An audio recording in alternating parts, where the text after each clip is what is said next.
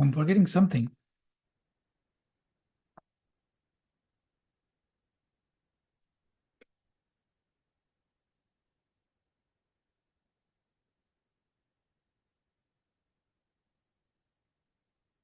Today's session is going to be, I think, important because it goes to the foundation of everything we do. Without the idea, the central idea, I guess, that we will talk about today, nothing works. And without that idea, nothing has ever worked.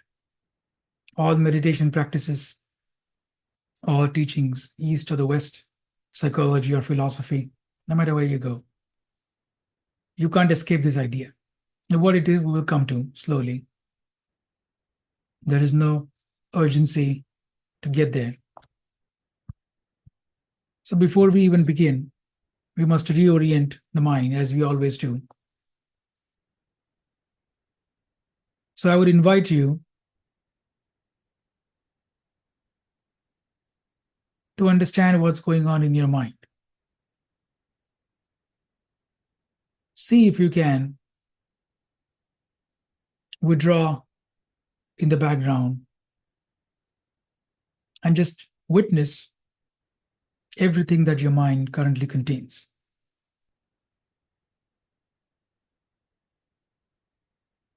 Notice the thoughts that you have been having in the past 1 hour.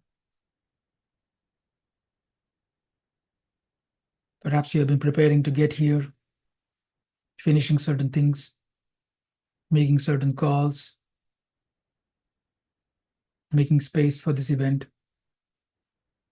What have you been thinking about for the past 2 hours? Go 1 hour back. And you'll notice other concerns show up, other worries, other fears, certain desires. People who work having thoughts about how the work week is going to be tomorrow.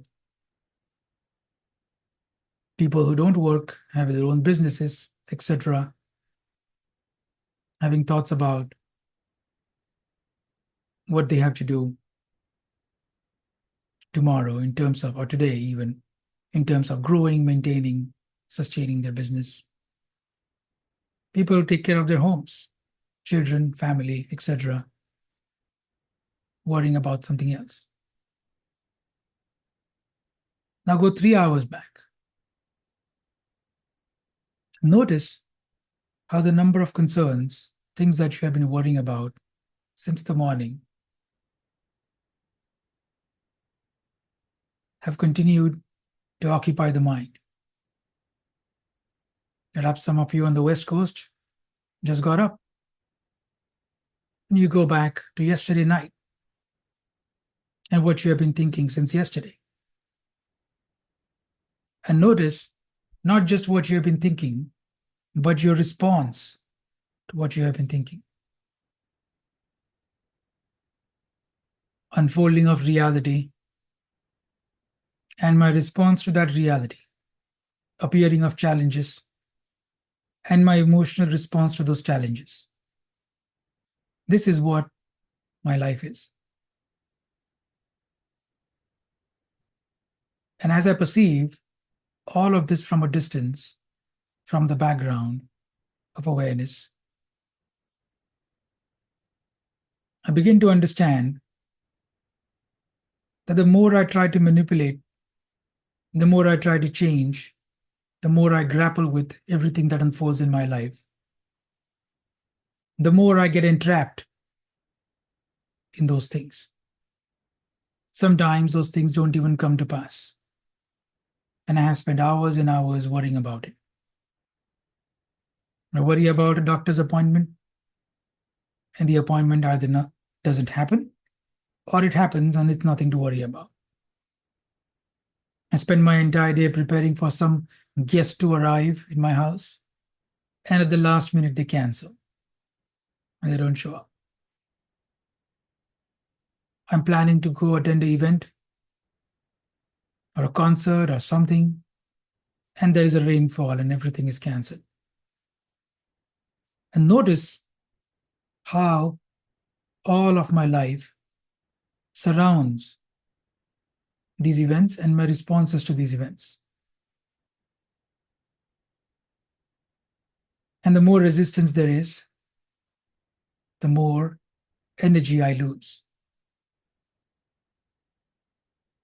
The more energy I lose, the more I become afraid that I cannot handle whatever is coming. The more fear there is that I cannot handle whatever is coming, the more anxiety I begin to feel. And I'm watching all of this. As I watch, my body is relaxing, settling down in its place, feeling its own weight in the seat.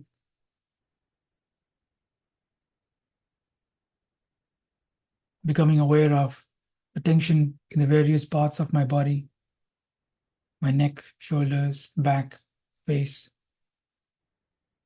because of the mind resisting all of these things which have been happening.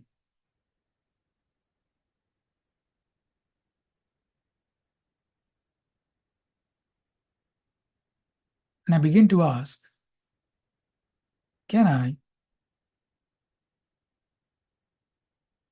for a few seconds, stop pushing back? Can I, for an instant at least, stop trying?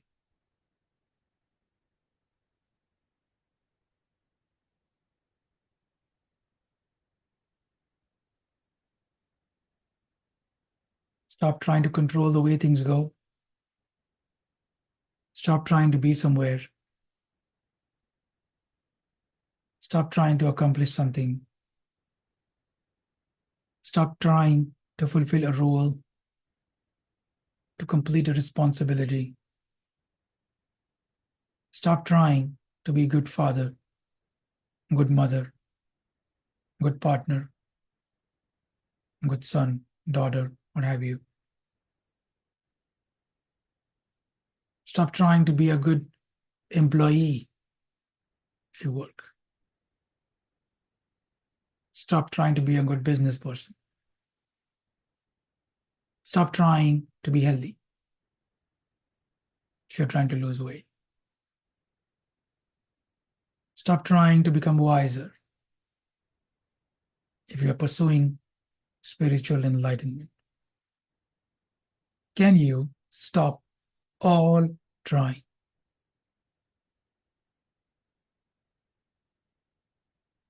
Stop trying to please others. Stop trying to keep up the pretense of liking people you don't like. Stop trying to be something or the other. Just stop trying.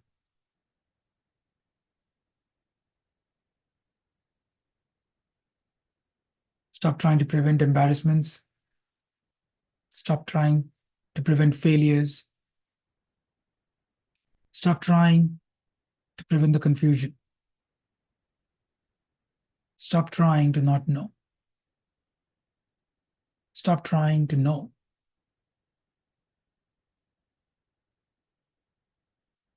Just stop trying.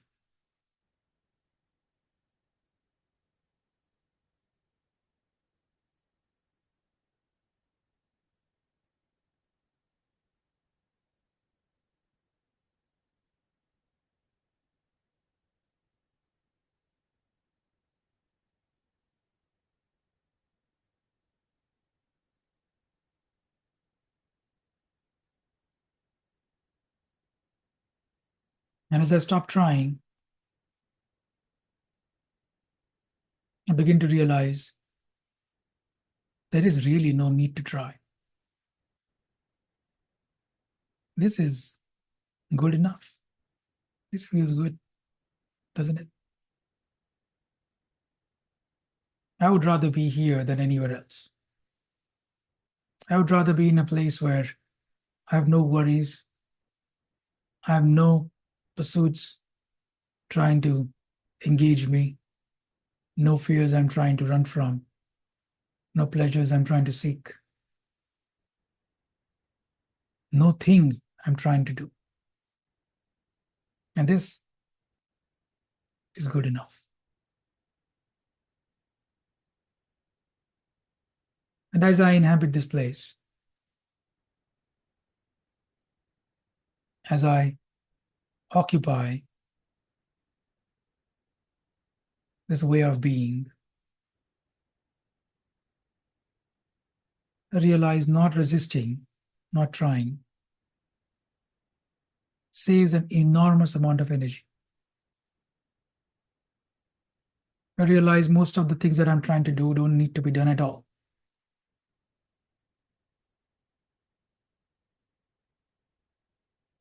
I realize life as a way of moving forward with or without my struggle, with or without my worries.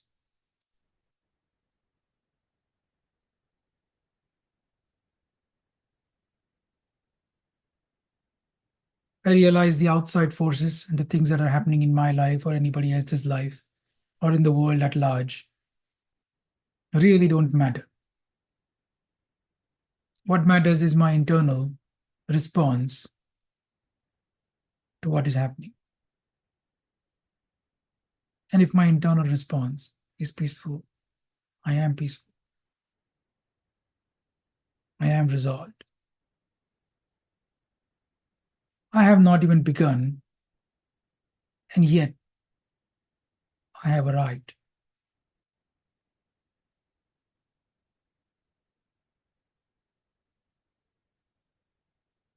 So, from this place,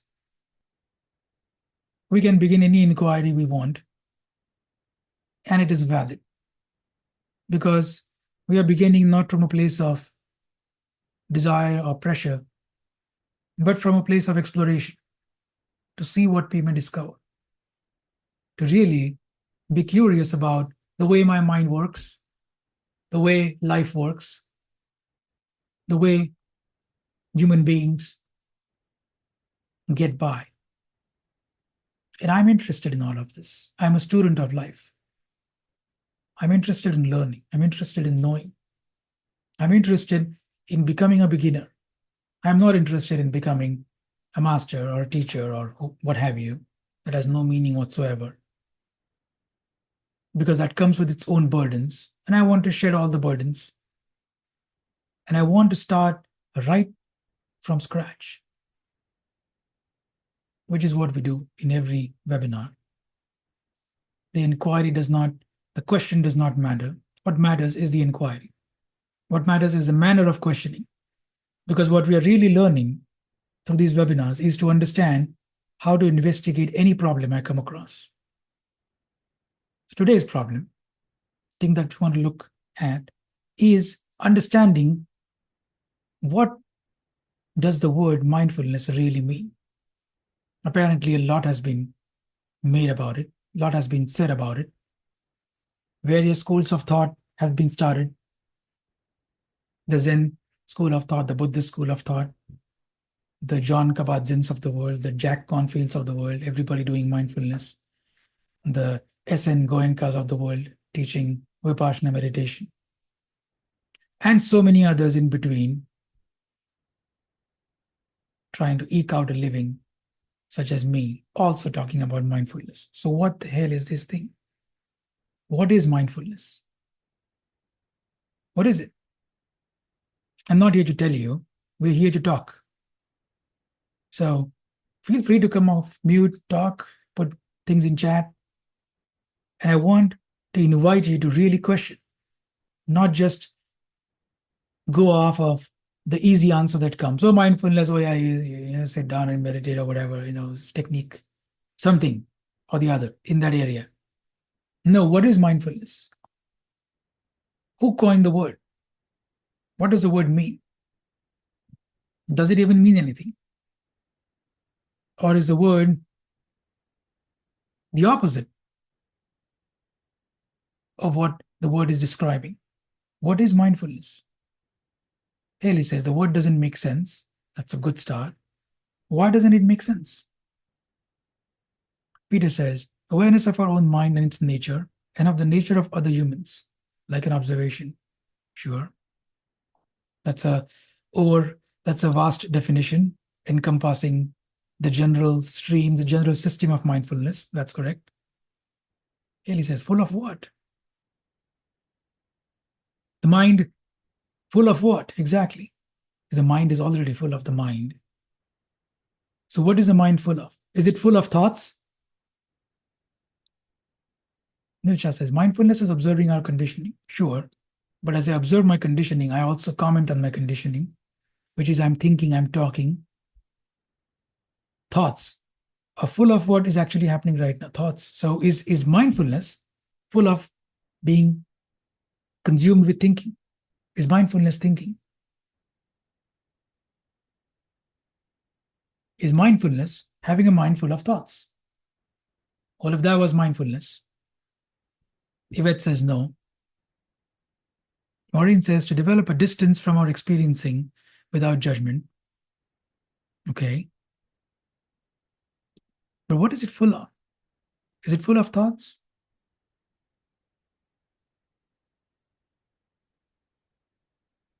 Observing the mind is full of thoughts. Doing things thoughtfully with awareness. But what does it mean to do things thoughtfully? If my mind is full of thoughts, isn't that my ordinary day? Because in my ordinary day, as we described when we did the meditation, my mind, as I go back 1 hour, 2 hours, 3 hours yesterday night, my mind has been full of thoughts. So mindfulness cannot be thinking, because otherwise it's just a regular day.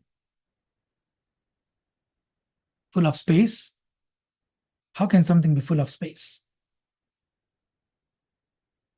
Space itself is lack of there being anything. So how can something be full of space? Is mindfulness practicing a technique? Because somebody said maintaining a distance from what I'm seeing, which is what we also said when we did the meditation. Is mindfulness practicing a technique? Noticing our actions and reactions. Dimitri says. That is, I'm observing. Is mindfulness observing? Which is, somebody says, you must observe your mind. And so I begin to observe, which is, I'm following a technique given towards me by something. What is, Rita is saying, complete presence with no thoughts or expectations. Interesting. So mindfulness, it's a way of being, Yvette says. So it's a way of being, but it doesn't tell me much about what it means. Because a lot of things are a way of being. Maureen says, falling into the sensations of experience moment to moment, no technique. Interesting. We'll come back to this, Maureen. Okay. Now, mindfulness cannot be thinking, cannot be pondering, cannot be worrying, cannot be thinking about fear, being afraid of what's coming, desiring something. Correct? So that's not mindfulness. We are clear about that. Mindfulness is not practicing a technique, because a technique also coming from a method. A method means there is a specific set of instructions I follow, which is again thinking. Right? Kelly says mind has another meaning too, like minding children, watching. Correct? Minding something, watching something, but it's not full of anything. Mindfulness is sounds like the word seems like an oxymoron, because there is no mind. The mind is not full of anything. If it is full of something, how can that be mindfulness? Whatever it is full of, whatever the mind can be full of, has to be thoughts. Isn't that correct? The constituents, the components of thinking, conceptual thinking, non-conceptual thinking, visualizations, all of that is thinking, isn't it? So a mind which is thinking cannot be mindful. Is mindfulness to have anything on the mind?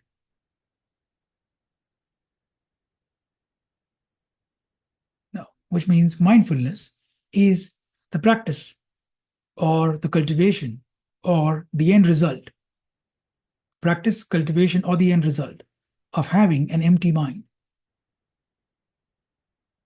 isn't it? Because if the mind is full of something, it is thinking. So if mindfulness indeed wants to point towards something, it must point towards a mind that is empty. So mindfulness is emptying the mind. Mindfulness is emptying the mind. Well, how can I empty the mind? Because I observe my day, and my day is full of stresses that arise, stress that arises from different problems. And there are arguments in my relationships. I don't get along with my children or my partner. My mother or my father do not approve of me or do not speak to me kindly, constantly gaslighting me or saying something to me or the other. The person at work, my boss or manager, bullying me, harassing me, giving me too much work on the weekends, making me stay up late at night, etc. Various things adding to my stress, something going on with me physically, and I'm worried about the medical bills. I'm worried about running my business. I'm worried about getting the next promotion. Constantly worry, worry, worry. So my mind, my life is full of these stresses. How can I empty my mind when my life is continuously absorbed in all of these things? You're understanding? How can I empty my mind? What happens if I empty my mind? I cannot go on living. I cannot solve anything. I cannot deal with my life's problems. Because apparently, you could go to the doctor, a psychiatrist or whatever. A psychiatrist would give you a medicine, which would make you just go blank. Is going blank having an empty mind? Is being brain dead having an empty mind? Is being in a coma having an empty mind? So, what is mindfulness? You see, I look at these stresses, various things that cause stress, also other things which cause anxiety, aren't they? What is anxiety? Most of us have anxiety. Our anxiety comes from speed. This is not a session on anxiety, but it's important to touch on it a little bit. Anxiety comes from dealing with problems in life, one after the other, without being able to resolve the previous problem. There's one thing is happening, another thing starts happening, another thing starts happening, another thing starts happening. And as I speed up, being unable to solve the problems that are coming at the rate at which they are coming, my anxiety builds up. Anxiety is a speeding up of thoughts, correct? Which is why the best solution to anxiety is trying slowing down. But anxiety is speeding up of thoughts. So there's fear, there is anxiety, and then it reaches a certain point, and then somebody suddenly has a panic attack. So fear, anxiety, panic in that order. And somewhere in between there is stress. Stress is kind of the umbrella. It is always there. So in all of this, how do I empty my mind?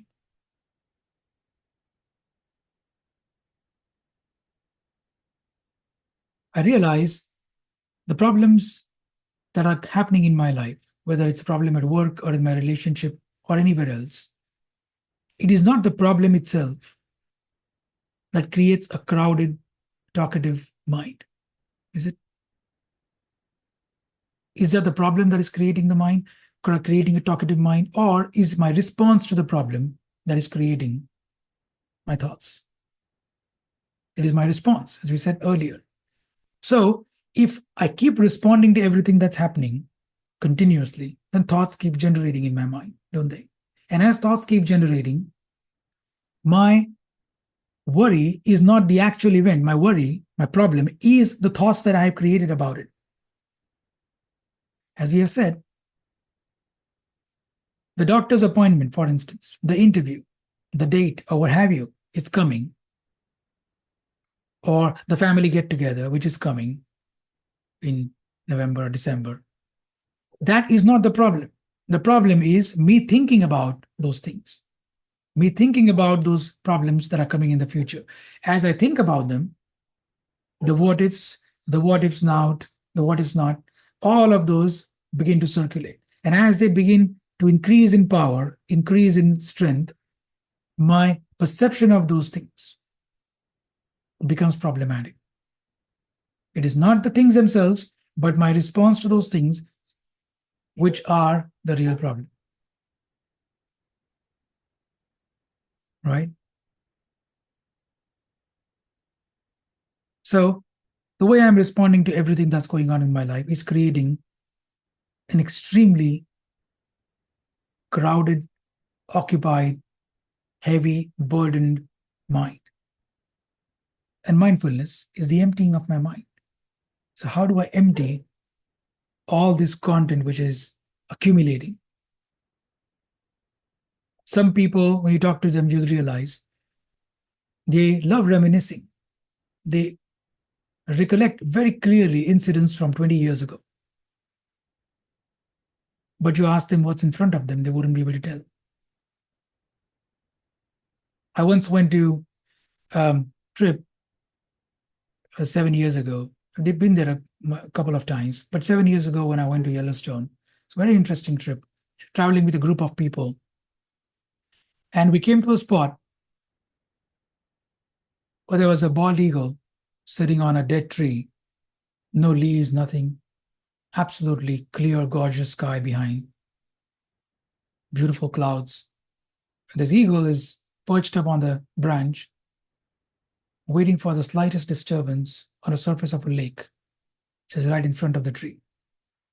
And we were watching, a few of my friends, and then another car came from which a few more friends popped out, and they were watching too. They were like, "Oh, how beautiful!"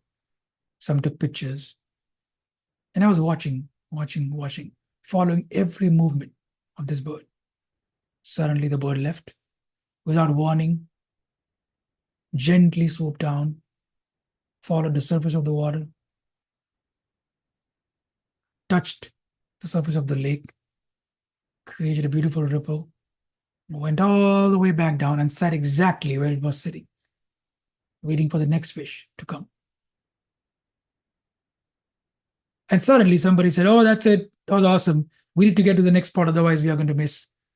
It's getting dark. We need to get to the next spot, otherwise they are going to close, etc., etc., etc." And noisily they began to discuss something else, what's for dinner or something or the other. And on their minds are going. They come here to see the beauty of nature. And when beauty of nature presents itself, their mind is occupied, unable to see, unable to witness. See? So if you don't have an empty mind, you're not really seeing what's in front of you either. You're seeing what's in your mind and reacting, responding to that. So now, again, we ask the same question. What does it mean to empty the mind? You with me? It's very dreadfully important to understand all of this because it brings us closer and closer to something essential, a certain aspect of our inner lives which we talk very rarely about. What is the difference between a person who witnesses something beautiful in nature, whether it's a sunset, it's ephemeral beauty. A sunset is beautiful because it's different every time. If the sunset were to look the same, it wouldn't be beautiful because it doesn't last more than a few seconds. And there I am, or whoever is, you are looking at this sunset. What differentiates between you enjoying the sunset and you caught up in your worries? Victoria says to focus on what is in front of me. What am I really focused on? What allows me to focus? What is it that I'm focusing? Yes, Prem says, watching the reality as yes, reality is there. But what allows me to watch the reality as it is? Or what allows me to watch something that's going on in my mind as it is, or what have you? What is it that I'm using to focus? Attention. Correct. It is my attention that decides to what I respond. I'd say it again, because if I don't say it, you'll miss it. It is my attention that decides what it is that I respond to. My attention decides what it is that I respond to. Whatever I choose to give my attention to, that's what I'm going to respond to, isn't it? What are we paying attention to? We are paying attention to our own thoughts, to our own history, to our own conditioning, to our own past, to fears or desires or what have you, what's going on in our minds, things we haven't forgiven, things that make us angry, things that make us not see all of those things. I'm paying attention to all of those things in my mind. I'm not paying attention to reality. So if I pay attention to what's in my mind, I create more mind. If I pay attention only to my thoughts, I create more thoughts. Thoughts generate more thoughts. It's like fire. Fire only spreads. The more stuff you put in the fire, it's going to keep burning. Similarly, or a surface of a calm lake, as it moves with the wind, you cannot take a flat iron and try to make the surface of the lake flat. You can't do that. Every time you touch the iron, it's going to create a ripple. The mind is like that. Every time you look at what's going on inside you, and your attention is focused on that, it's going to create more mind. So, where I put my attention decides what kind of a mind I have. Correct? If I put my mind outside, if I put my mind outside, which is not in my thoughts, but somewhere else, now I can potentially begin to create an empty mind, isn't it? So, mindfulness, the cultivation of an empty mind, is to choose where to put your attention correctly, is to know where to put your attention, how to put it, when to put it, and to be able to do it instantly. If you can't do that, then you can't practice mindfulness. The result is going to be a talkative mind, which is full of thoughts, full of emotions. So, what does it mean to be mindful? To be mindful is to learn how to train your attention towards the things that empty your mind, towards the things that do not create more thoughts. So, what are the things that don't create any thoughts? What are the things that don't create any thoughts?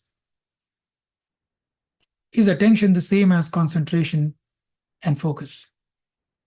Depends on the context. Attention is simply what you choose to look at. It's kind of like having a binocular and moving it to look at various things. Whatever you point towards, that's what you see. Now, concentration is forcibly paying attention to one thing, and sometimes that is necessary in different contexts. But right now, it is not, doesn't apply. You put the words aside and just feel intuitively what is being revealed.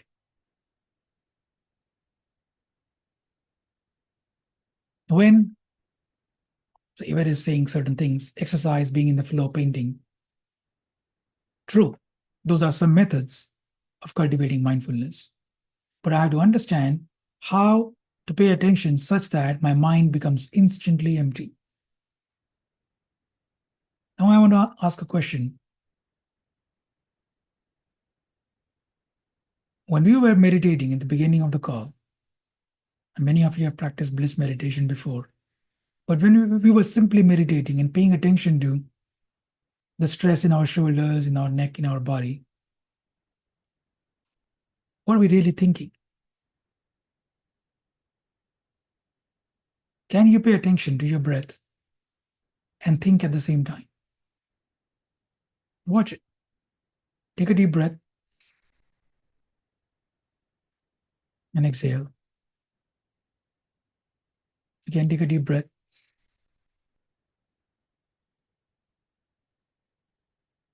Exhale. And as you're paying attention, you realize you are thinking while you're paying attention, aren't you? But now I ask you a question. What's happening in the big toe of your right foot? What sensations do you have there? Pay attention. In the big toe of your right foot. Pulsations, small flow of energy, blood flow. You can feel it kind of coming and going, sensations of being alive and then absent, again alive, again absent, again alive. As you pay attention to what's happening in your big toe of your right foot, is there any thinking? You can't have thinking. Because when you pay attention to your sensations, there is nothing to respond to. If you label your sensations, there is pain, and Annie just crawled up to me. Interesting. If there is pain, if there is pleasure, then your mind begins to comment on it. But most of your physical sensations, there is absolutely nothing to comment on because they're completely neutral, aren't they?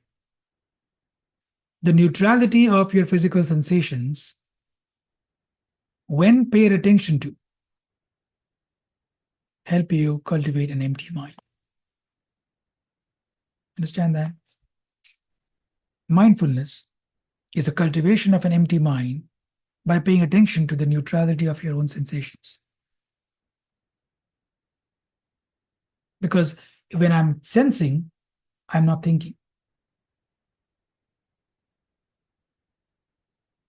If you ever walked into the woods, went on a hike, and came across a wild animal, how many of you have experienced this?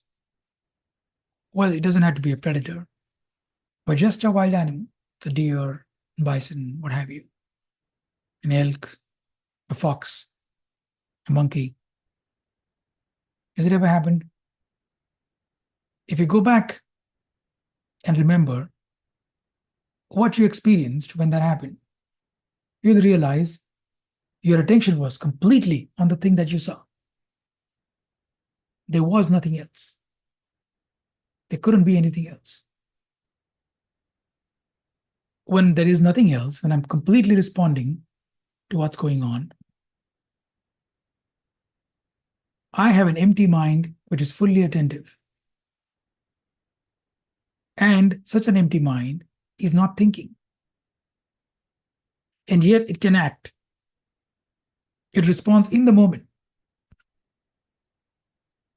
Just like an ant crawled up to me. Do you see that? I don't know if you saw it. And I flicked it. It was over there somewhere. The perception and the action are absolutely seamless. There is no planning. There is no planning. So to have an empty mind does not mean to be in a blank state, to become a vegetable, to become someone who's unresponsive, brain dead. It's not about that. You can have an empty mind, and an empty mind becomes highly responsive.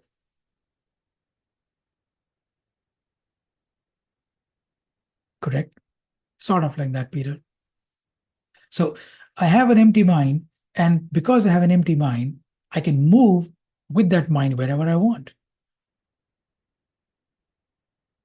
But if I have a full mind, an occupied mind, which is burdened by thoughts and worries and concerns from 25 years ago, I don't see the simplest of the things in front of me. I don't see the beautiful eagle. I don't see the beautiful sky. I don't see the animals. I don't see the person who's sitting in front of me. I don't see anything. Pretty soon, a life problem happens.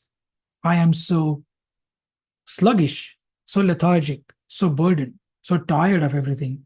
I can't respond to it. It goes into the pile of unsolved problems. Another problem comes, of course, now because my pile of unsolved problems is larger, I cannot respond to the new problem, of course not. With even less possibility, I meet the newer problems that come into my life. And my life becomes this sequence, this series of unsolved problems.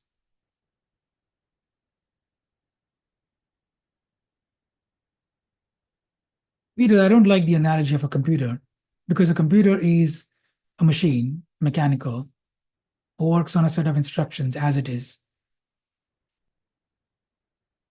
It's kind of like the analogy of a computer would be I have a conditioned mind, but I'm not able to function because I have certain problem in my life. I remove the problem, the conditioning is still there. See? So we don't want to compare a human mind with a computer, even though it functions pretty much like one. I don't like the mechanistic analogy there. So we have a mind which is creative, which is able to break the laws it is built on. A computer cannot do that. Computers, with even with artificial intelligence, are not really intelligent. Natural stupidity, which is what human beings have in plenty, cannot create artificial intelligence. Okay? Only natural intelligence can create more intelligence. But we won't go into that. That's a different topic. So even though you have artificially intelligent things, you realize they are just working off of the associations, mathematical associations between words. Even though they understand something, it is still based on just the information that it has been trained on. It is incapable of having an original thought, incapable of doing something or understanding something. It can mimic emotions, but it doesn't understand emotions. An artificially intelligent computer will talk to you as if it is in love with you or whatever. They have already done that. It can talk to you emotionally, it can talk to you like a friend, etc., etc. But it doesn't feel anything. It is just a machine trained to mimic human emotions. It is more like a psychopathic human being than a mentally healthy human being. All right. So you have to understand that that is not what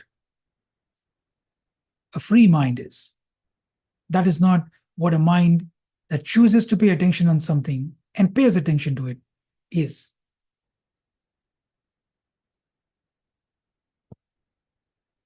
So when we cultivate mindfulness, we are cultivating a mind which is unconditioned.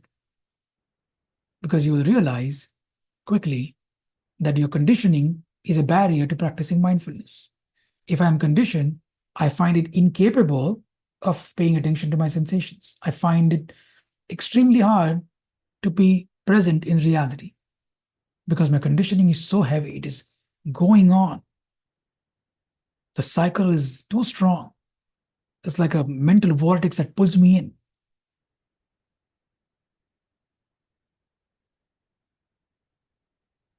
So, what is the difference between the unconditioned mind and the conditioned mind? It's quite simple. A conditioned mind cannot choose where to put its attention.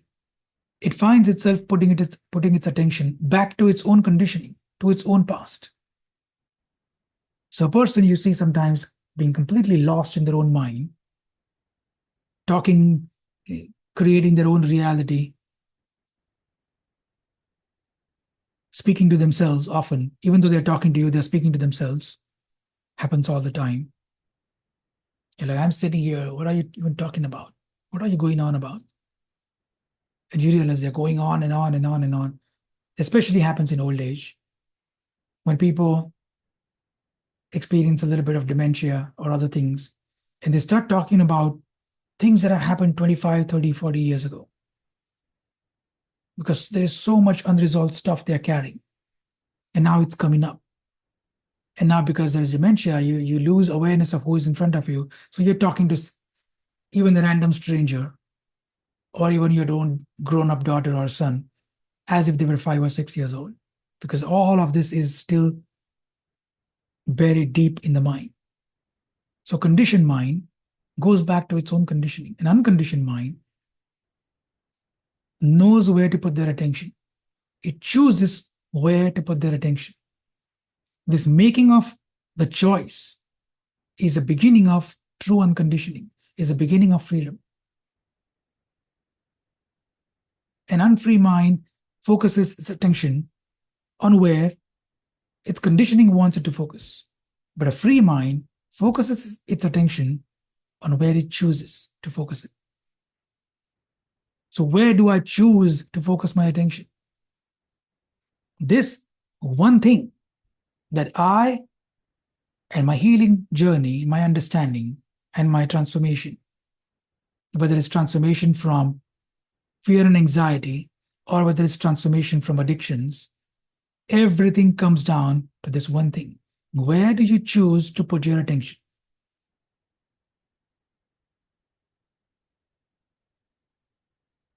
If you choose to put your attention on the right things at the right time in the right way,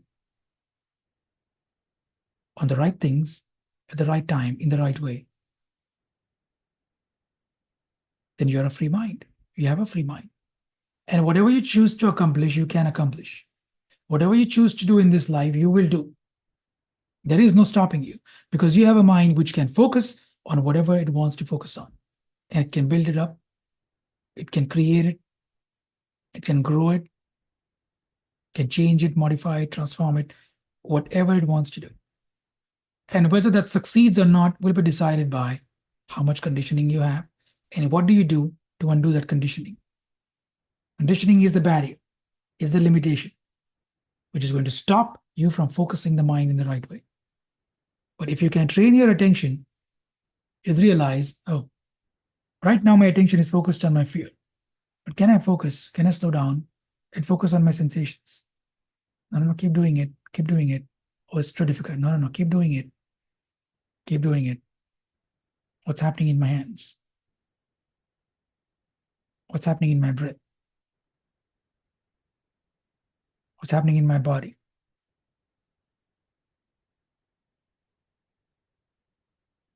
And suddenly I realize the fear is gone, because I chose to focus my attention on the right things. All of these people in front of me, if I'm giving a public speech or an interview or I'm on a date with somebody, my attention is on what are they thinking about me? How are they perceiving me? Yes or no? My attention is saying, oh, no, no, don't embarrass yourself. Don't say something silly. Don't say something stupid. Make sure you impress them. Make sure you help them. Make sure you do that. Make sure you pay them what they are here for. Yeah.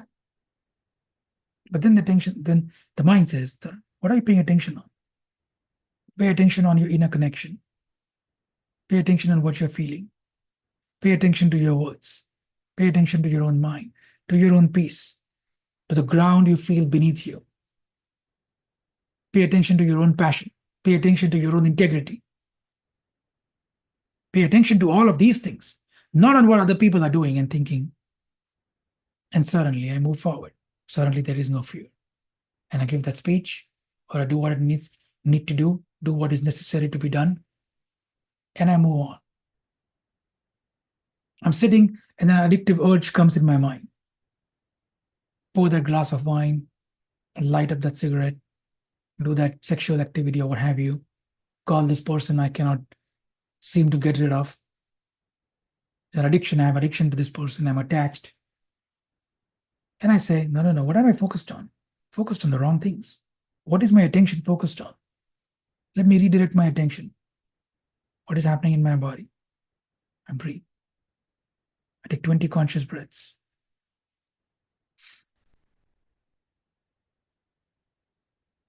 Again, in breath. Out breath. Thoughts here. Thoughts here. Again, pay attention to your breath. In breath. Out breath. And now I'm back in my body. Now I'm focused on the right things. Now this addictive desire is weakening, weakening, weakening, going away. All I have to do is focus my attention on the right thing. It's so simple, so direct, so straightforward. That's all there is to it.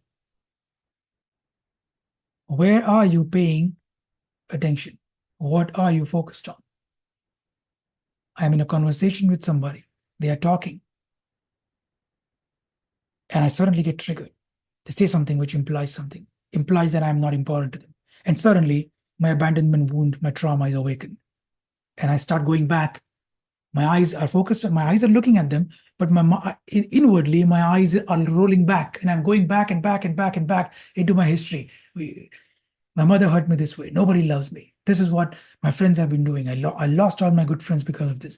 And suddenly, this person who I thought is the one for me is also abandoning me. You see, I'm going back and back and back in my own mind, and I'm reacting to it. I'm shutting down. I'm shutting down. Where am I paying attention? Where is my attention? My attention is on my own history. I reorient. Pay attention to their voice. Pay attention to their voice. Listen, listen, listen, listen, listen. Come back, come back, come back, come back, come back. Listen, pay attention. Concentrate. Focus. Pay attention. And suddenly, I start listening to the words.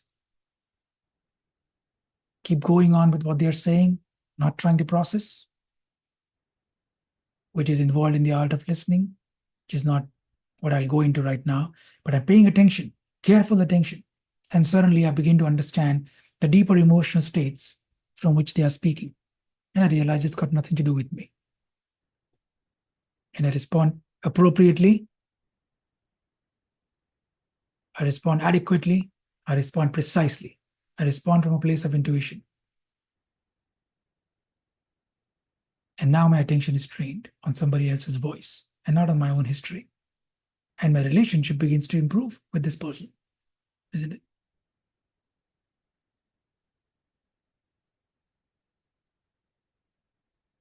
Correct. Haley says, I am in a habit of constantly shouting at myself in my own head.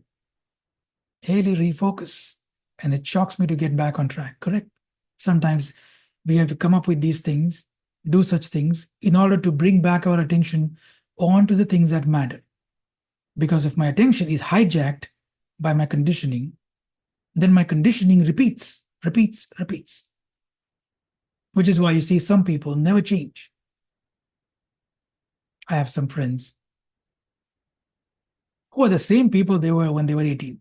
Literally the same people, haven't changed one bit. And it's been 22 years. You're 40 years old now. Nothing has changed. They crack the same kind of jokes, laugh at the same kind of humor, say the same kind of things, have the same kind of morality, have the same view of other people, people who are unlike them, people of other countries, other cultures, other genders, etc., etc., what have you, various things. But there is no change because the conditioning is so powerful that it doesn't allow them to change. Their attention is never veered from their own past onto the present.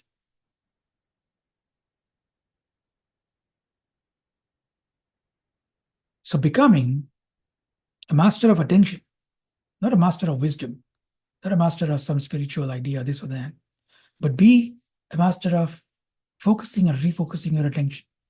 Know exactly where you want to focus on. You can focus on your fear or you can focus on the present. Alex Honnold, one of the greatest free solo climbers to live. He climbed Yosemite in Yosemite National Park. 2 rock faces, 3,000 feet tall, the Half Dome and I think El Capitan, the other one. massive rock faces, vertical, literally, and to climb them with a pair of shoes, and that's it, nothing else. I mean, pair of shoes and pants, of course, but no gear, no ropes, nothing, no hooks, nothing. It's a beautiful movie on it called Free Solo. Worth watching. Worth watching, really. Highly recommend. It's an Oscar winning documentary. But I've read his book, I've studied the guy, fascinating person. But all of the reporters ask him all the time, how do you deal with the fear of dying? You're going to fall. Aren't you constantly gasping for air? Aren't your palms getting sweaty when you're climbing? Aren't you getting into that frame where you're panicking?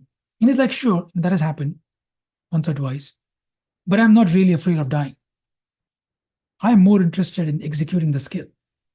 I am more interested in climbing as an art form, as a practice, as a cultivated habit. I am quite confident that I'm actually going to do it.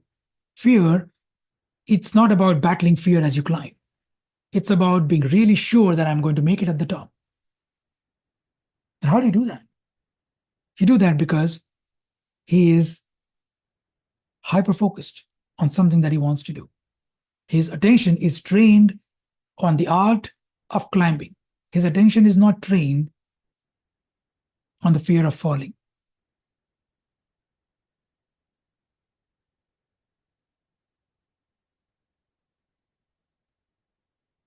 I wouldn't say that, Lily. The hyper focus of being autistic can feel like a superpower. And I don't think he's autistic because I want to be careful before coming to conclusions about certain people's abilities as contributed to them having some sort of an asymmetry in their brain. Because when you are able to accomplish something, it is sometimes surely a result of having, autism or this or that, which allows you to hyper focus. Certainly, sometimes that is the case. Okay, I'm not denying that, but many times it is not the case. No, I don't think he is autistic. I doubt it, unless I missed it. It would be a open fact if he was autistic. I don't think he is. He is just a kid who has such a passion for climbing that his mind is highly trained on not to focus on the fear. He certainly feels the fear. I don't think he doesn't feel the fear. He feels the fear, but it is what he chooses to focus on. Because there are many people like him. He's not the only one. Ayrton Senna, I think, was one F1 driver. I think F1 or some sport he used to compete on. But he's a race car driver. Insanely talented. Insanely talented. And race car driving is similar. Not even a fraction of a second can you take your attention off of what you're doing. Because if you do, the death is certain.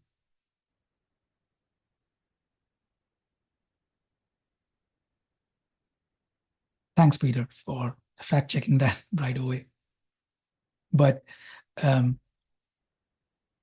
thing is, sometimes extraordinary feats are accomplishable, can be accomplished when you know how to train your mind, focus your mind on the thing that you want. And Alex is a great example of that. There are many examples of that. But once the reason why I don't want to talk too much about people because people are not perfect. People have flaws, etc. I don't idolize anybody. But I want to introduce this idea to watch for this pattern. I want you to observe this in other people. That successful people, in whatever field however you define success, healed people, intelligent people, have only one thing in difference with those who haven't accomplished those things. Only one thing is different, is they have an ability to train their attention in a way which ordinarily people don't have. It needs practice. But if you can practice focusing your attention on the right things, then you're practicing mindfulness. And now you realize the definition of mindfulness really expands. Because mindfulness then doesn't just have to be sitting in one place and paying attention to your sensations. It can be taking 20 conscious breaths 5 times a day, no matter what you're doing, even if you're at work. It can become taking a walk in the park and walking slowly. It can become replying to that email after taking a pause, not just firing away things, replying to the text message after taking a conscious pause. It can be doing your yoga or your qigong or tai chi or what have you, physical movements, while paying attention to what your body is actually going through. Arnold Schwarzenegger, you know, was a 7-time Olympian, still regarded one of the best bodybuilders of all time, in spite of having left the sport, I don't know, 30, 40 years ago, would make it a point to talk about why he had, at least that's what he believed, I don't know if it's true or not, why he had the best looking physique or the best development in his muscular structure, etc. Because he said, I actually put my mind to what my muscles are feeling. Most other bodybuilders, most other people are distracted. They're talking, they're listening to music, they're doing this, they're doing that. But when I exercise, I'm consciously focusing my muscles to get bigger, my muscles to look like mountains. They look like a certain way. And because I visualize them to look a certain way, that's exactly how they end up looking. So he's all about visualization, all about aligning your body with your intention. And that again speaks to this idea that you must learn to train your attention on the right things. And you'll get the results that you're looking for. So some methods to build this up: 20 conscious breaths 5 times a day. Taking a pause before you respond to calls or emails. Because you can put a timer on your phone if you want. And when that goes off, you take 20 conscious breaths. And just train a habit not to respond to an email without first taking a deep breath. And you'll suddenly realize you are in charge of your attention throughout the day. Taking a walk in nature without music. And when you walk slightly slower. Don't just walk like somebody's chasing you. Calm down. Manage your pace. Walk a little bit slower. Speak a little bit slower. Journal every single day. Journaling will remind you, train the subconscious mind to keep track of what your intention is doing. Follow all of these things. And you'll realize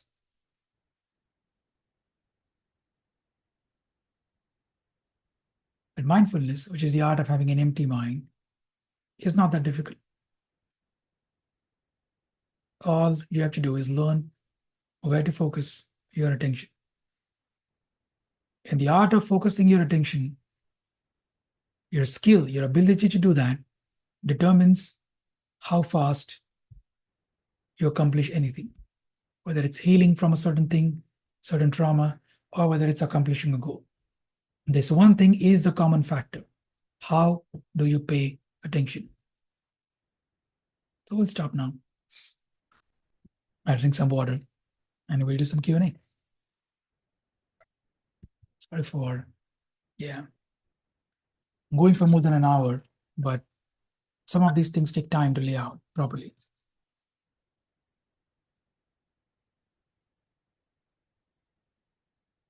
If you have a question, raise your hand.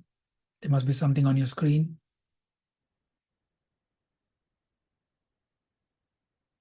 Probably they took away the raising hand feature. I don't know, unless you have the camera on. I'm not sure.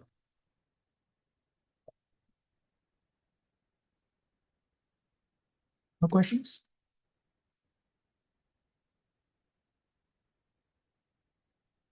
You come off mute and talk to everyone. And turn your camera on. Oh, there you go. Dimitri has his hand up. Just saw it. Go for it, Dimitri.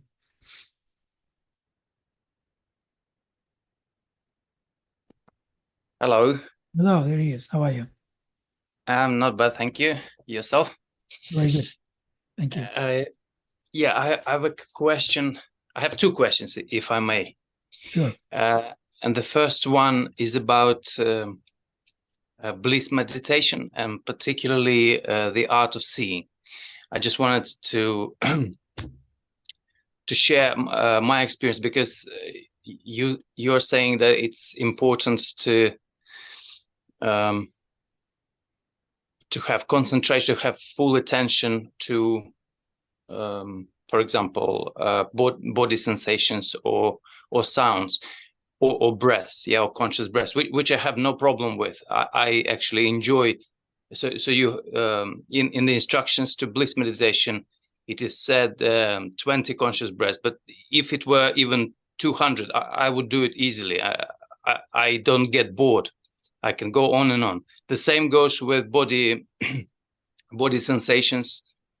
I enjoy just focusing on the elbow or the toe or whatever, Hmm. and it also the same goes with sounds. But when it comes to opening my eyes, Hmm. my my mind starts wandering straight away, and I can't focus. For example, I read the chapter in the book about the art of seeing. And I saw the guided meditation, the art of seeing, where you describe how it is important to appreciate every leaf outside of my house. But uh, for some reason, if it was a squirrel, like you said today, if it was a fox, it would be much easier for me to concentrate. It probably would be more interesting for my mind, and I would focus entirely. But I can't. Probably I get bored, and like in a minute, I start having lots of thoughts, and I have to return to the breath and whatever. So that's my first question, and how to practice this full attention with my eyes open and not start judging the objects or people or having flashbacks. This part I find the most challenging. You don't even have to look at the leaves. So, firstly, for anyone listening, what is referring to in bliss meditation is BLIS, which is breathing, listening, immersing, and seeing, which you get in the free guide.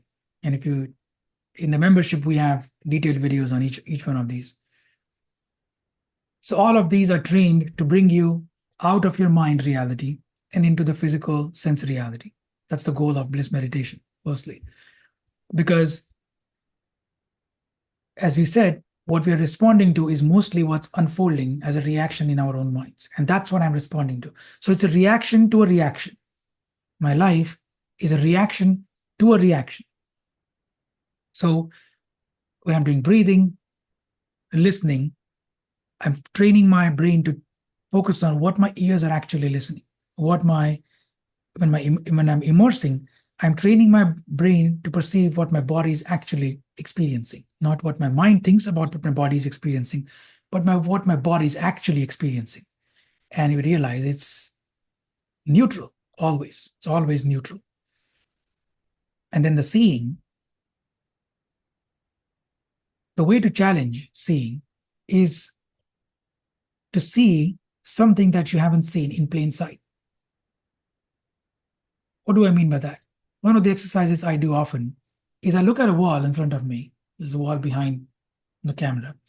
And I would look at this wall and I try to find something that I haven't seen on this wall before. And every day I look at the same wall.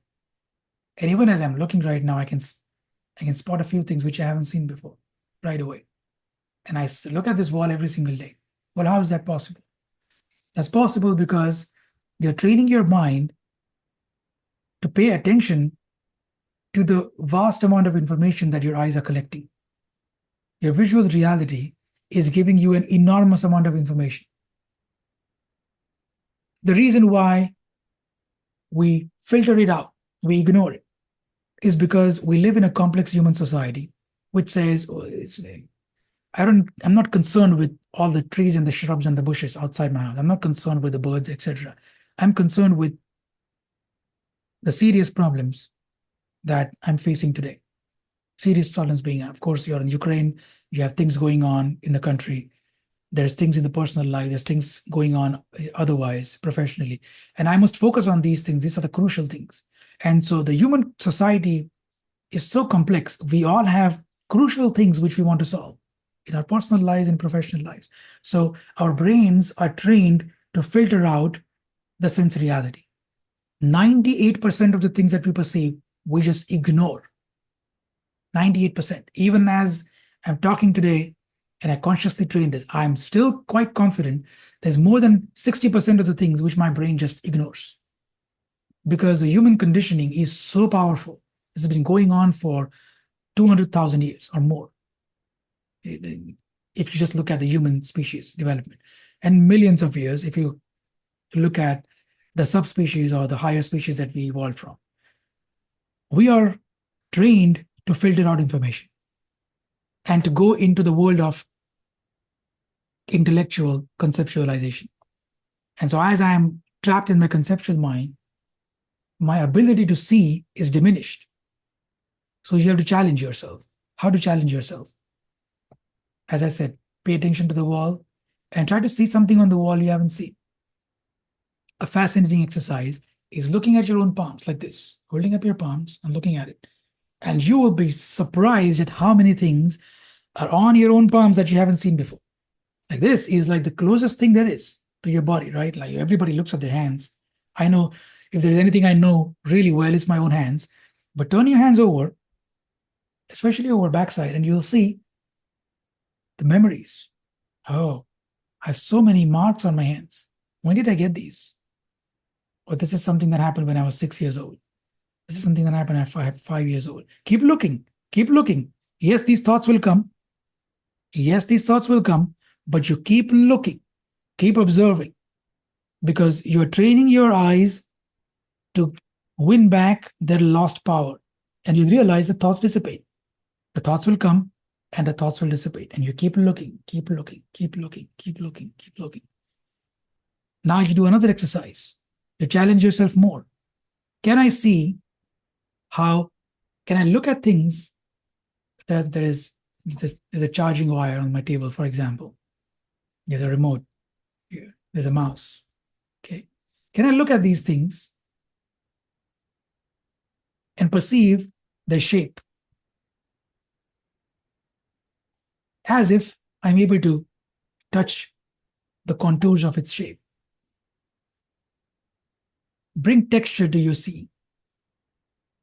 Can I feel how something feels like without touching it, just using my eyes? Challenge.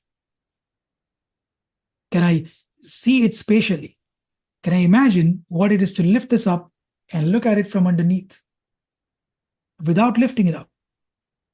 Can I look at this piece of paper, look at it from all angles? Can I study the way light bounces off of it? And you're saying, what is this guy talking about? Why is this important? If it's important to you, practice it. It's important to me.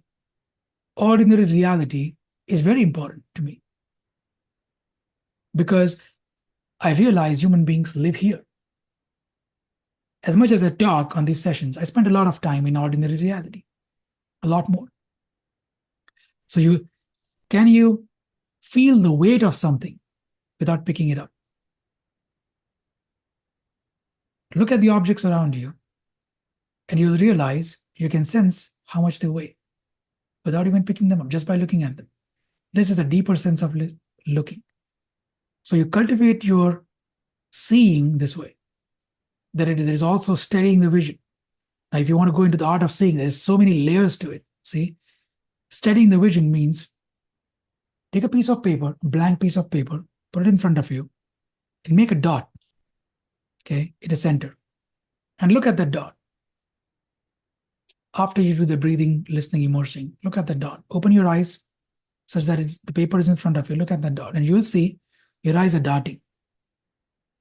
Your vision will be slightly moving. The dot will be moving, kind of like this, because your eyes are not steady. Notice it. You're looking at it, but your eyes kind of look 1 inch to the left, 1 inch to the right, 1 inch below, 1 inch to the left, 1 inch to the right. And this is constant movement, like an ocean going up and down. Our eyes are not steady. Our eyes are darting across whatever we are seeing. Even when you look at somebody's face, you'll realize you don't look at one point. You look at one eye, then the other eye, then the nose, then the forehead, then the other eye, then the ear, then the lips. Then your eyes are constantly moving, moving, moving. But when you describe it, you say, I was looking at somebody's face. See, but you're not. You're looking at 10 different points on their face. So can you steady your vision? Look at that one dot on the piece of paper. And when you get it, oh, you will have a sensation. You will feel something. When the eyes become steady, it's like having a laser focused, locked on vision. You're a soldier, so you know what it is to lock your gun or whatever on a certain target. When you have a target lock, you will feel like you have a target lock on something. And it will feel, it's like an out of body experience. Man, that's high focus. It's almost like a psychedelic experience just from the act of seeing something.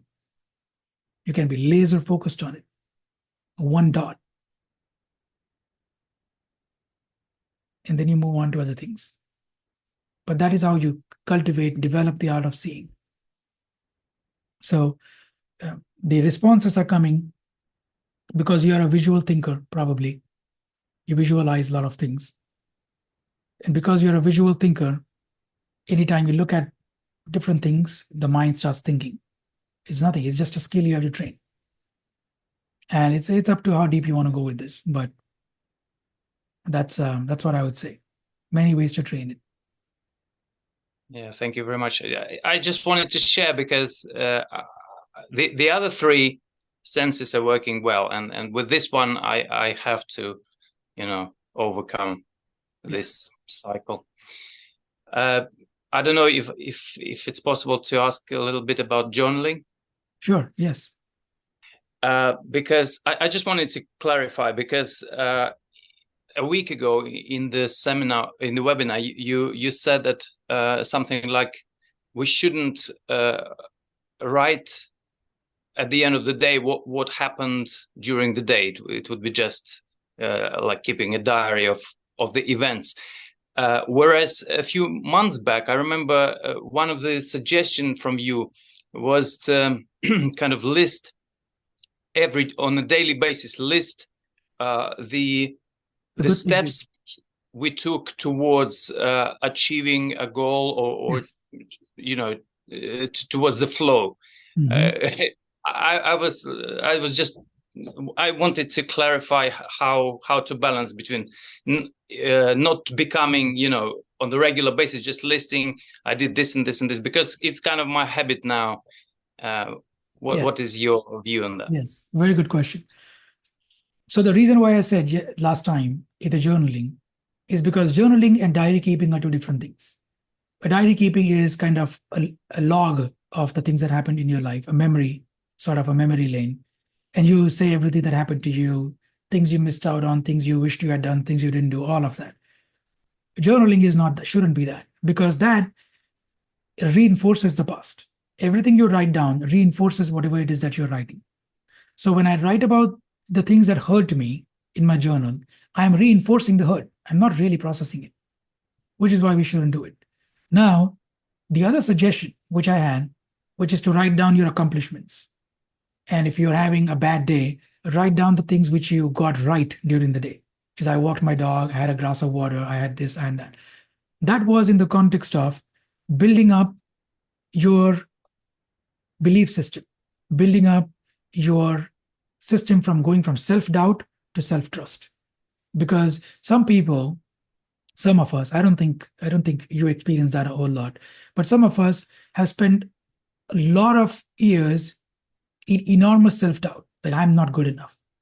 And especially when that cycle begins in the brain, that I'm not good enough, then a few days are lost. A few days are lost grappling with that cycle, that negative loop in the mind. That is a way to come out of the negative loop, to talk about the positive things. And even there, you realize it's all positive. You don't write about the negative things you did. You don't write about your failures ever. Journaling has to be an extremely positive thing. You write about your insights, you write about positive insights, or you write about the things that you're building up and this emotional state where you want to be. There should be nothing in your journal which makes you feel sad about yourself. Nothing. It is all positive. It is all building yourself up. So that's why even when you're recollecting things, you only recollect accomplishments.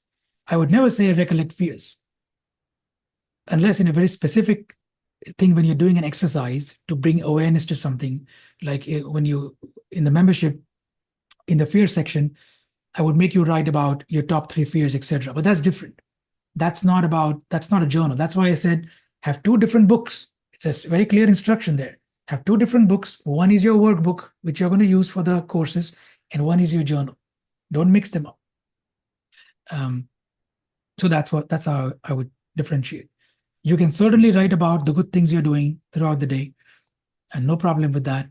But the only reason why I said don't rehash the past is because we don't want to reinforce the sad things that happened in the past. We're looking ahead and we're moving forward. That makes sense. Yeah, thank you very much. Now it's clear. Thank you. Thanks. Lana has a question real quick, and then I'll go to Victoria. What do you think of psychedelics as a way to experience what's possible to feel? Very interesting question. I have not tried any psychedelics, but I've smoked weed many times, and I've had some beautiful experiences, even just smoking marijuana. Although I wouldn't recommend it for anybody, and I am in no way promoting it or any such thing, because in the end, I decided it was not right for me. There was a period in my life where I smoked regularly for about, I'd say, 2 years or so, and then I suddenly gave it up because the side effects of it, which I experienced, were not something I would say were positive.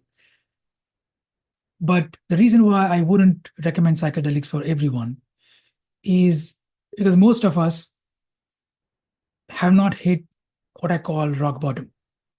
If you find yourself in a place where you have tried absolutely everything, your medication, this, that, and you're like, my addiction is so severe that I absolutely cannot do anything else to solve it. Or the depression is so severe, the anxiety is so severe, there's no way I can break it. Then maybe there is, under a trained professional, there is possibly an opening there, a suggestion there that you can try. The thing is, even in my sane, non-hallucinatory self, in my ordinary life, I am already hallucinating so much. Fear is a very powerful hallucination. So I am already under the influence of fear and desire and all of these things. On top of it, I want to change my brain composition, my chemical brain composition, to experience something out there because I'm searching enlightenment or what have you.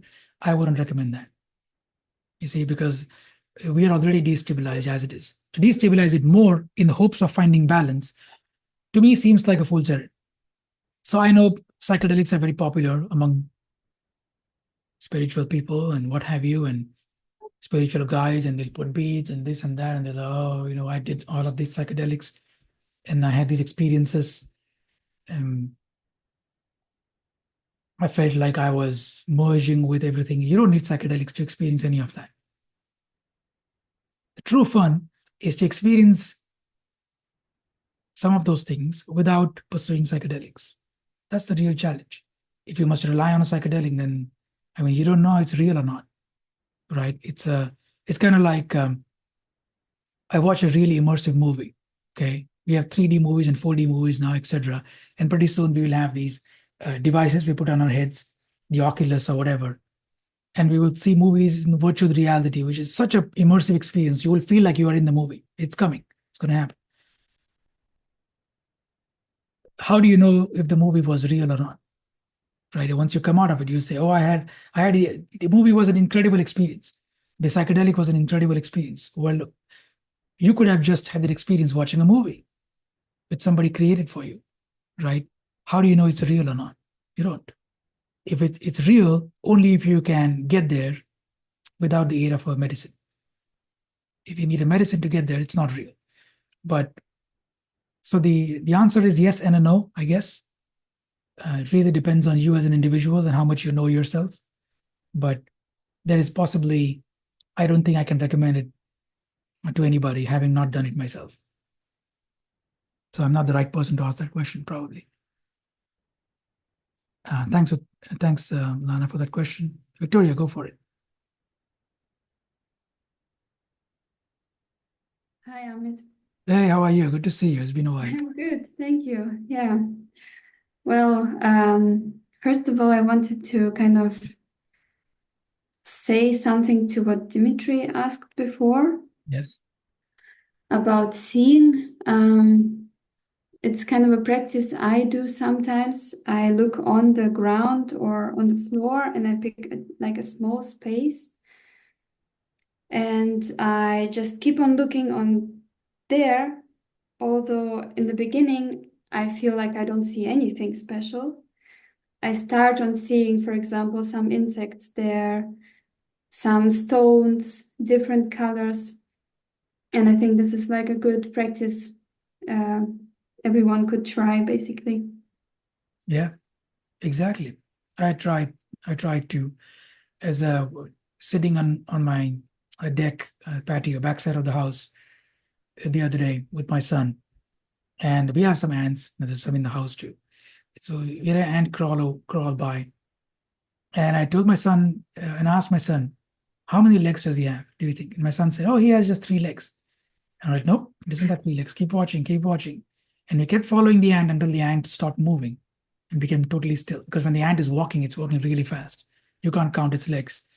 But when it stopped walking, I asked him, now can he count the legs? And then he counted slowly and then he said, yeah, it has 8 legs. So yeah, I told you it has 8 legs. So in small ways, you can teach children. And in small ways, you can even train yourself to see something very closely. And watching closely is always a phenomenal exercise. Um, One day, and I put this in the book actually, or somewhere, I don't know. I used to live in Arizona, and I would walk by a house. I was a student back then. And this house had like 50 cats. So like 20, 30 cats would be in their front yard, always just roaming freely. And a couple of cats would come out and I would say, I would pet them, I would say hi to them. And one cat was a particular friend of mine. So he would always come when I would go, and I would always stop there every single day, twice, going to the college, coming back from college, just walking. After a few days, and I was in a certain mood, and I was deeply meditating, just observing everything, perceiving, soaking everything in. And I still practice it sometimes. I would dial up the awareness really high, and I would want to see everything, watch every face of every person, try to see everything on the road, around the trees, feel everything. And I would just perceive everything, like maximize my perception. And I love doing that, having that practice. And I was doing this practice the other day, and this same cat came out, and I couldn't recognize it. I was like, he's completely new. And he was so totally different. The colors looked different. He was brighter. His nature looked different. And then I looked into his eyes, and both his eyes had different colors. And so some cats have this genetic thing. I forgot what it's called. There's a scientific name to it. But you had different colors in the eyes. One eye was blue and the other was green. I was like, I don't know how I didn't notice it. And this is an extra layer of beauty which I uncovered when I saw this cat up close for the first time. So then I realized it's possible to see ordinary things and you rediscover them as if you're seeing them for the very first time. And for anyone listening, it's a very funny exercise. Watch your family members, your mom, your dad, your partner, even yourself. Go look at the mirror, look at your own face, and you'll go through various emotions. I look strange. I'm a really strange looking person. Do I really look like this? What's that on my face? Oh my goodness, I'm getting spots, or something else happening, or I'm getting fat. Oh no, I'm getting thinner. You'll go through these emotions. As you keep seeing your own face, you'll realize there is so much there to see. So much there to see. The obvious is always the hardest to see. The obvious is always the hardest to see. And so see more, see deeper. There's a lot to learn there. Spirituality is not about concepts. This is about observing ordinary reality and finding something profound in extremely ordinary objects. There's a lot to see. All that matters is, are you willing to go there? That's exactly the question actually I have. So with the willingness and being able to overcome the resistance, I feel some resistance. I know already that it works this way with the focus. I usually focus mostly on sounds. It helps a lot. And then I keep noticing that my mind is saying, why do you want to focus on sounds? Sounds are boring. It's not gonna give you anything. Look inside yourself. There are so many emotions. They are so strong. These sensations, or not sensations, but something huge is happening in your life, and it's kind of taking me wants to uh, possess me, kind of.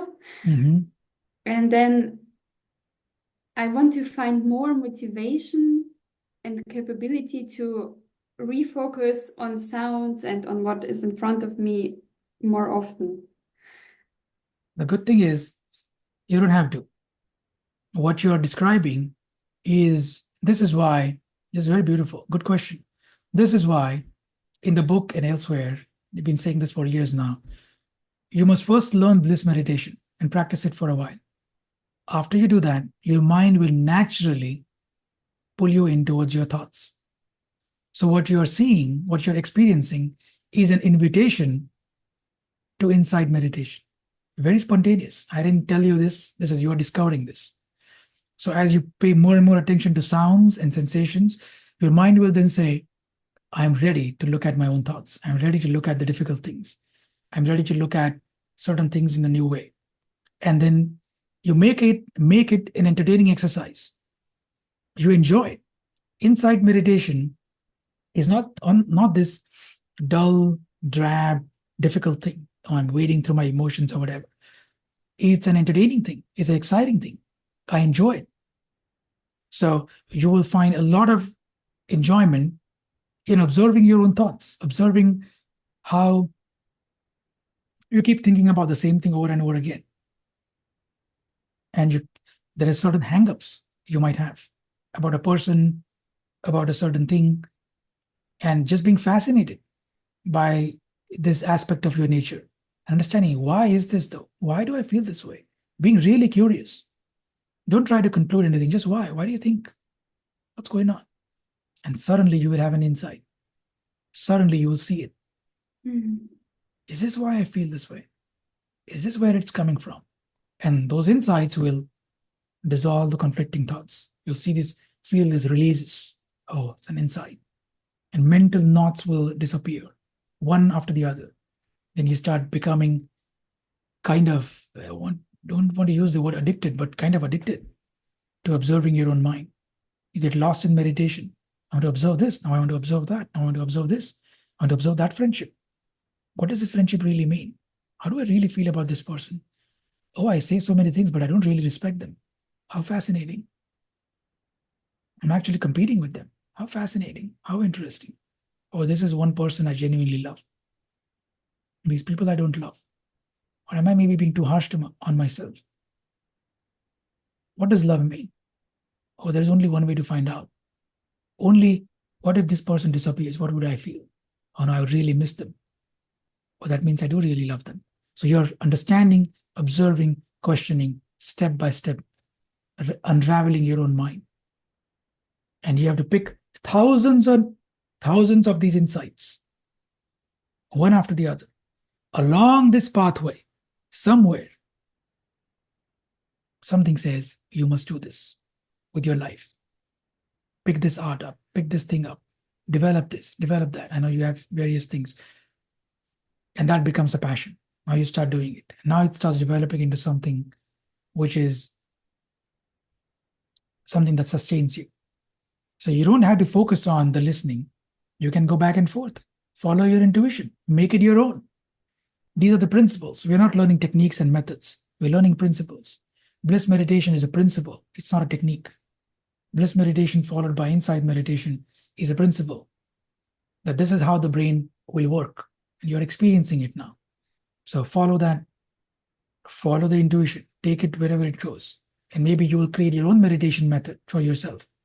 And that is ideal. That is the goal. Okay. So the bliss meditation is the one in the meditation guide?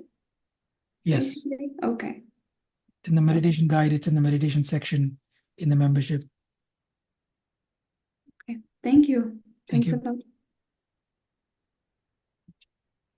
Yes. Whoever is iPhone, go for it.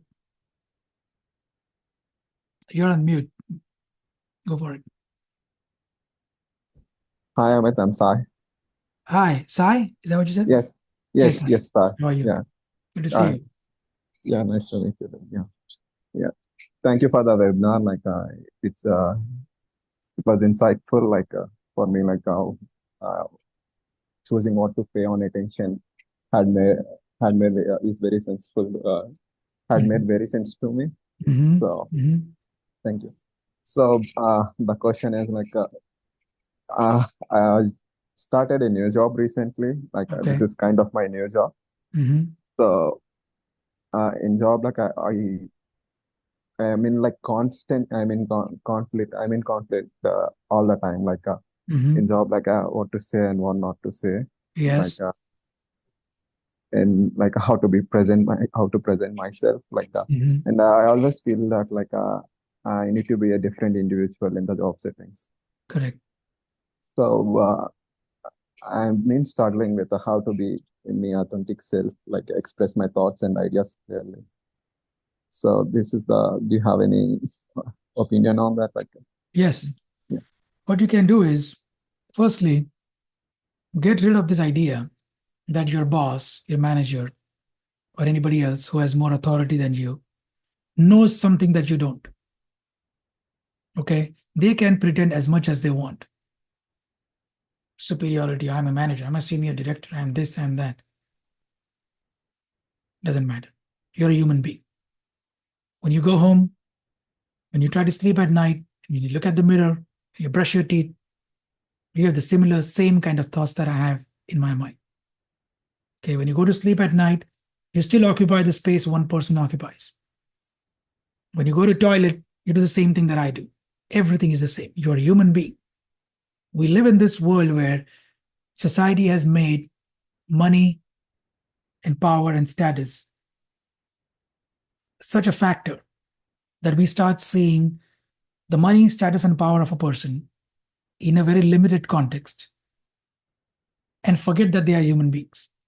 First thing you have to understand is everybody in your workplace is a human being. And you can stop pretending to be anything else. You are also a human being. Human being means what? Means there are many flaws in them. He may be a senior director or she may be whatever, but they may have a very troubled personal life. Well, you come home and you're happy and you're peaceful and you're playing with your dog or your cat or whatever, and you live a more balanced life than this person who makes a lot more money than you. Who is more successful? Now, suddenly you are more successful, aren't you? So take away this authority that you feel for them. There is no authority. Throw away the authority completely. They don't know anything. You know what is right and wrong. You choose what is right and wrong. You are trustworthy. You are confident. You are the person who you should trust. You are the person who you should look up to, not these people. I have zero respect for people at work, especially if they are demanding respect based on their position at work. I have no respect whatsoever. I have respect in my determination, my discernment of what is right and wrong. Firstly, so get rid of all the authority. You are the only authority there is. Secondly, simplify things. Don't worry about what they are thinking, worry about what you are feeling. Switch in your brain from what they are thinking to what am I feeling. Only respect what you are feeling. Only pay attention. As we said, it matters where you pay attention. You're paying attention to what they are thinking. which is why you get flustered or confused or what have you, whatever happens. But who cares what they are thinking? They are wrong. They don't know what they are doing. They are just playing a role because somebody gave them a promotion or gave them a title. Now they have made their identity. Most of them have made their identity into that title, and now they're playing a role. Don't play the game that they are playing. You do you. You be yourself. You stay connected only to how you are feeling. So when you're listening, I stay connected to what I'm feeling and I'm paying attention to their words. And you realize what they're asking is generally very simple. Oh, do this.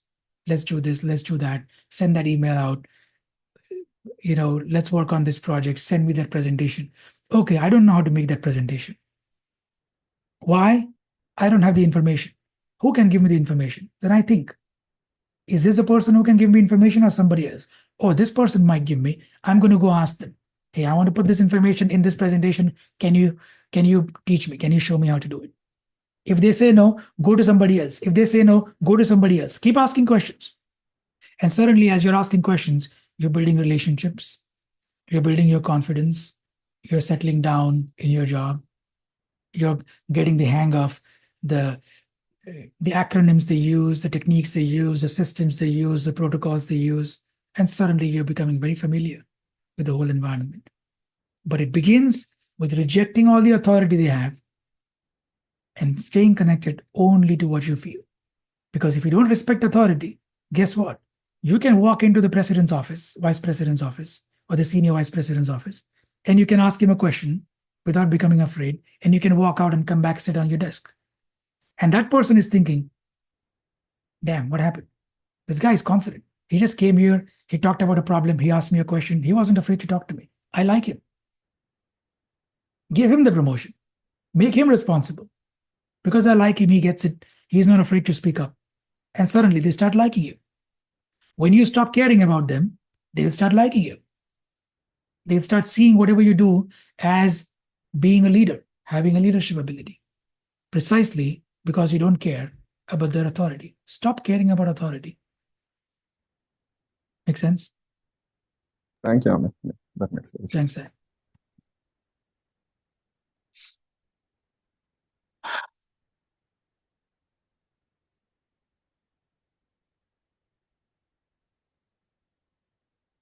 Really, you're right. When you do art, you really see people's faces differently because you have been so immersed staring at just one picture, and then everybody else looks so different. It's correct. I think we have reached the end here. Oh yes, Nilsha's question, we didn't answer. How to focus your attention when you have a lot going on in the mind, a lot of feelings, sometimes painful. You focus your attention by understanding that focusing your attention on your sensations or something else, whether it's nature, whether it's whatever it is that you have to do, is going to bring you out of this painful loop you find yourself in. It's all practice, doing it over and over and over again. And suddenly it will work. For example, I'll give you a small example. We did a webinar on anxiety. Do you guys remember it? And right before the webinar, I got some distressing news right before, like literally 10 minutes before. And my mind was racing. You can see it on my face in that webinar. Watch the recording. I was really upset by what I discovered. But I decided to go through the webinar. And I said, this is my opportunity to learn how to focus on what needs to be focused on. So we had a pretty ordinary, regular webinar. And I was paying attention to what everyone is saying. And I was just here. And I dealt with whatever was going on. It took me 3 months to deal with it. But it's done now.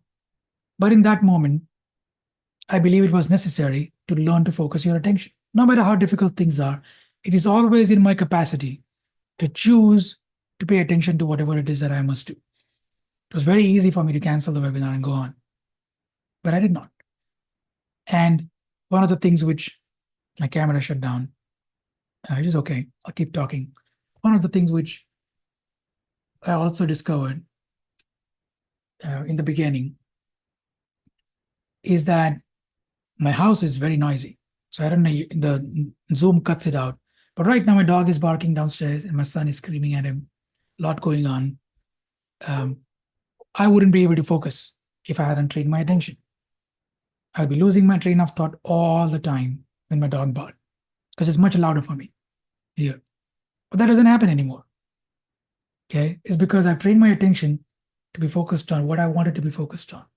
So this is a trainable skill. This comes with practice. You have to push through. Focusing your attention is important exactly when it's hard to focus attention. Anybody can do it when it's easy. Anybody can focus attention when they are on a vacation. It's very easy to focus my attention because I have no stress. I'm just enjoying. And you will see it's harder even on a vacation because you're focused on pleasure than on presence. So practice, practice, practice. The harder the challenge, the more important it is to practice mindfulness.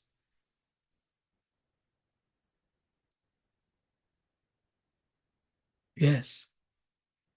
Listening pulls the other person into listening. And because I try to be focused, of course, it does matter. It does matter, which is exactly why we do these sessions. To practice listening with each other, to practice focusing with each other. Was there another question? Oh, what is the ideal goal? To be always in the state of consciously chosen attention? Will it be so energetically demanding without any time in auto mode? The ideal goal is to have a combination of active attention and passive attention. You can't have active attention all the time. But when you train active attention for many hours, your brain becomes able to practice passive attention. So you have to go back and forth between the two, which is conscious and subconscious. Make sense? All of you, any of you here for the first time, are really grateful for you being here, and it would be fantastic to have you join our membership and really do this practice with everybody and build a community together. If you know any family members or friends who would enjoy this, ask them to join. I would reach out to me, could give them some discount if they want to join. But really, the goal is to keep this really affordable and to do something that nobody else is doing. I don't believe you would find this in any other membership or any other community, because simply from the fact that I'm not copying anybody. Not that it is better, but it's different. So anyway, thank you all for being here, and we would continue this next week. Send me webinar topics, and we would want to deal with something unique, something different, because I try to keep these topics different. This is probably 97, 98th webinar or whatever, which is up on the membership. The YouTube has 100, in a sense, the links. Hey, there's Rich. How are you, man? Good to see you. Good to see you after a while. You guys have changed location or camera or whatever. It's appearing much different. You're in a different place, I guess. Yeah. It's not zooming in and out. Zoom in and out, yeah. Zoom in, not zooming in and out today. But anyway, thank you all for being here. Thanks, Anissa. Thanks, Tiffany, for being here. Victoria, Elena, as always. Ilana, you're quiet today. No questions. But yeah, Rita is here too. Thanks for being here, Rita. Now, Arshdeep, thanks for being here. Maybe your first time. Appreciate you. Oh, Lana wants to do some controversial stuff. Believing in God versus knowing God. Now we can go there. It is not pretty to discuss this topic, because people have, I don't want to make anybody wrong when I talk about these things, but we can talk about that too. It's actually one of my favorite things to talk about. Thank you all for being here, and I'll see you all next week.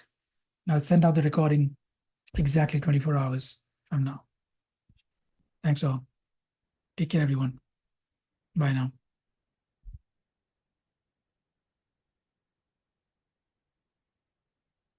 Do we have Kelly today? Oh, Kelly is here. Hey, Kelly. I didn't see you today, so I'm just waving at you. Oh, there she is. Thanks for being here. I might reach out to some of you for some feedback on something. Just look out for that. And I appreciate hearing some thoughts.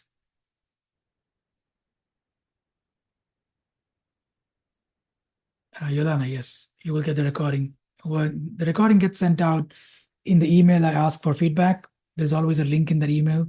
If you scroll down and open that email, the recording is always there. And I also upload it in the membership, so I'll do that also. Last week's I didn't upload. I upload both of these today. Anyway, thanks everyone. See you all next week. Bye now.